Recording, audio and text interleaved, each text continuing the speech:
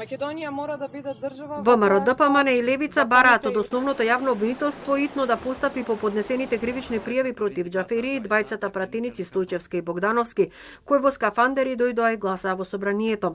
Тврдат дека со ваквиот чин тројцата со умисла и претходна координација сториле кривични дела согласно членовите 205 и 206 од Кривичниот законник за непостапување според здравствените прописи за време на епидемија и пренесување на заразна болест.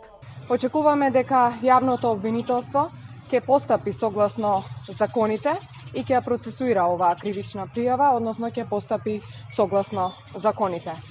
Исто така морам да потенцирам дека во неделата беше прекршен и Законот за заштита на населението од заразни болести, кој што, внимавајте, имаше измена и дополнувања кој што ги донесе овој пратенички состав во месец октомври 2020 година. СДСМ не се плаши од кривичните пријави. Ако треба, пак ќе го направат истото кога станува збор за интересите на граѓаните и кога се сигурни дека тоа што го прават е според утврден протокол за функционирање на собранието во вакви ситуации.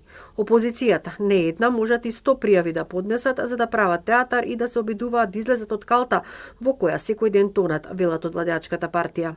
Ние прибегнавме, кон ваков еден метод само во крајна нужда, ме разбирате? Ние не го правиме тоа за секоја седница. Едно е злоупотреба на нашата пратеничка функција во приватни цели.